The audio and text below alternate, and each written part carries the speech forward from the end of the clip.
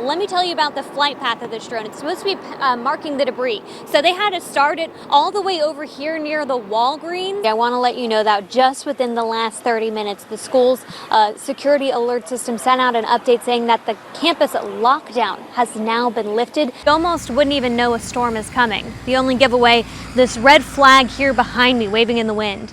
Look at this. This street light here behind me, you can see it coiled, piled up here on the side of the road. Now, I drive this way pretty often, so I can tell you this is supposed to be hanging across this way. You go, you get a pin, you'll put them on your lanyard. They even want you to try and take a selfie while you're out there. I actually want to kind of show you what we're talking about, because when I describe it, I think it sounds like a mouthful. So I'm going to kind of step to the side, but you can follow where I'm pointing here. There are some icicles. You can even kind of pull them off the trees. They're very small right now. And these bigger trees behind me, you might not be able to see as well, but this is a Lindsay sized tree, you could say. I know it's a little dark, but I have a flashlight. I want to show you some of this damage. So you can see there's a bike in the front yard of this house. Those loud bangs, we heard a series, it sounded about a dozen of them, it seemed, from over here. Did that result in any additional injuries or any additional officers being injured? Some of them actually completely ripped apart. You can see this sofa hanging out of the back of what was once someone's home. I was told that one of the best people who did this was in her 70s, and I'm in my 20s, and I'm really working hard right now. People actually have put up signs over here saying 1905 to 2019, rest in pieces. Oh, and here, I'm sorry, one more update for you. At noon, they're going to start on 12-hour shifts, and they're going to have 4,000 tons of salt on hand, so plenty to go around. We're just getting updates by the minute. You know what? We're going to go for a ride, so I'm going to go ahead and toss it back to you, Kevin. I was there in the early morning hours and watched as the first people got their first dose of the vaccine. Vehicles were bumper to bumper along McKinney Street well before the sun was up on Wednesday morning. We set the alarm for about 2 o'clock, and then we got here a little after 3. Rayford Jeffries was here even earlier. He showed up at 12:30 and was first in line to get the COVID-19 vaccine at the Career and Technical Education Center in Burlington. Yeah, I got my blanket with me and everything, yes. Al Masella came with a few friends around 3:30 this morning to make sure he would get his shot. We prepared ourselves. We figured there'd be a line, and there is, and we timed it right, rather than being way down Main Street. He wasn't far off.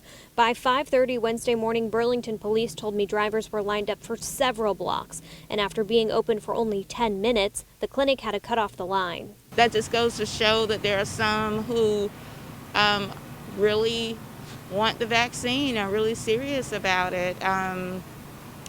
It's impressive. The director of the Community Health Outreach for Alamance County Health Department says the goal is to vaccinate around 400 people every day. This is not a one-day event. You will get your shot. We will have enough vaccines to cover everyone. These people did not want to wait any longer and had no problem getting up in the middle of the night to do it. Al's motivation is getting closer to the day he can hug his grandchildren again. My daughter will make me wait until both shots are done, and I've waited my proper time, probably. So then I probably will only get to kiss the back of their heads. For others, it's that hope of getting back to a normal life. But now you're not, and you're all by yourself now. So I want to get out with the people and just mingle with them. Just getting the vaccine and then hopefully sort of getting back to normal. I'm at the top of the Salty Pirate Water Park where you can really see the damage. Officials say this started as a water spout, then came up onto the land, completely destroying some of these houses, flattening others, and leaving an absolute trail of destruction. I was around. I was in my office down at the Holiday Travel Park Resort, and then my daughter came in, and then my grandson came in. They were screaming, tornado, tornado. We looked out the window and we saw the tornado coming. Just after 9 Thursday morning, it was a moment of panic for Ronnie Watson. Just a funnel, just like a funnel, and then then we start seeing debris just fly everywhere. It was very scary.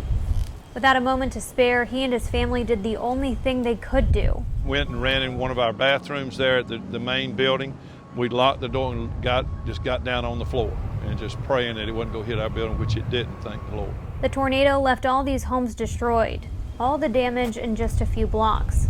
People streets over didn't even know what happened until they saw it firsthand. I didn't hear anything or see the black cloud or the train roar that most people talk about. It's very frightening, very scary, but you realize how powerful these storms are. I also talked to the owner of the water park. I asked him how much damage he had. He told me too much. Now he, just like everyone else around here, is trying to get as much work done, as much debris picked up before Dorian comes in full force tonight.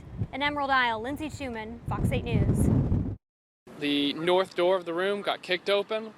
This guy wearing dark-ish clothing, to my knowledge, ran in and started shooting. Joshua Ayers was in his last class on the last day of school at UNC Charlotte when police say 22-year-old Tristan Terrell opened fire on his class. Pulled up his gun, shot one shot, about half a second later, two more, and then I think about half a second later, four more. Terrifying moments as the few dozen students inside this class ran for cover. Simon Booser was at the library next door when chaos started. About 5:50 or whenever it started happening, we just saw people running in our direction, and we tried to get a hold of some people and said, what's going on? And then I finally grabbed someone and said, what's happening? And went, shooter. He's taken 2 active shooter training classes from the Charlotte Mecklenburg Police Department. That training kicked in. We grabbed all of our stuff and then went into a back room on the second floor, closed the doors, got everyone inside, barricaded it, closed the blinds and everything, and then waited for CMPD to come and get us out.